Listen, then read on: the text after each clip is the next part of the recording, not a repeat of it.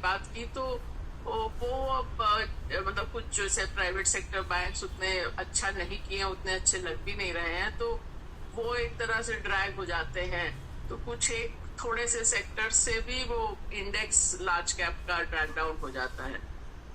Okay, चलिए ठीक है। तो ये हो गई जो डायकॉटमी आई। देवीना जी, इस समय मार्केट का, क्योंकि आप ये थोड़ी साइकिल्स समझते हैं, इस समय जो इंटरेस्ट रेट को लेकर एक डर बन रहा है, और खासतौर से यूएस में और इवन इंडिया में भी जो रीसेंट इन्फ्लेशन अपटिक आया, उसके बाद थोड़ा बैंकों में प्रेशर आया। इस समय आपका व्यू क्या होगा इंटरेस्ट रेट साइकिल को लेकर ओवरऑल और बैंकों को लेकर? देखिए, वैसे अगर आप ये दोनों चीज एक्चुअली थोड़ा अलग अलग है, क्योंकि अगर इंटरेस्ट रेट बढ़ता है तो प्रारंभ में तो बैंकों को फायदा होता है। मतलब इंटरेस्ट रेट जब भी बढ़ता है तो होता ये है कि आपका जो लोन या एसेट साइड है वहां पर इंटरेस्ट रेट बढ़ जाता है। डिपॉजिट पर उसी समय नहीं, फौरन नहीं बढ़ता है, वो धीरे धीरे करके जब वो डिपॉजिट रोल ओवर के लिए आएगा तब वो थोड़ा बढ़ेगा। तो इसलिए इंटरेस्ट रेट बढ़ना बैंकों के लिए खराब होता है, ऐसा इक्वेशन नहीं है।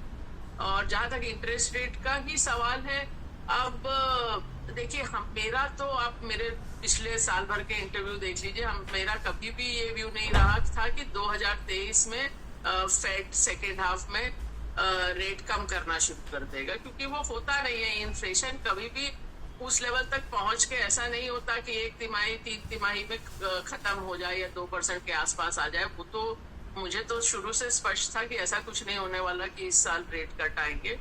अब वो स्थिति है कि फेड देख रहा है कि अब क्या डेटा आता है, उसके कारण अब थोड़ा और बढ़ाए, वो देखना पड़ेगा। हो सकता, मेरा तो ये है कि शायद एक बार तो रुक जाएंगे, बट इसका मतलब ये नहीं है कि फिर नहीं ही बढ़ेगा रेट। जहां तक भारत का सवाल है, इस बार जो ज्यादा इन्फ्लेशन की दर ज्यादा आई वो अधिकतर खाद्य पदार्थों से आई, सब्जियां और बाकी भी ये सब गेहूं दालें वगैरह भी, बट सबसे ज्यादा सब्जियां।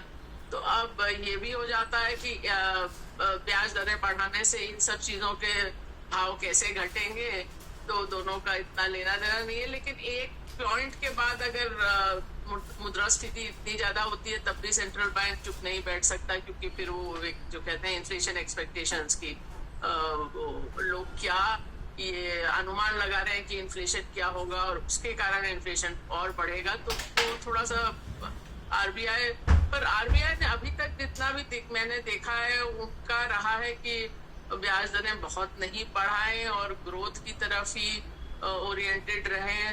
तो अभी फिलहाल एकदम से रेट बढ़ाते तो मुझे नहीं लगता है।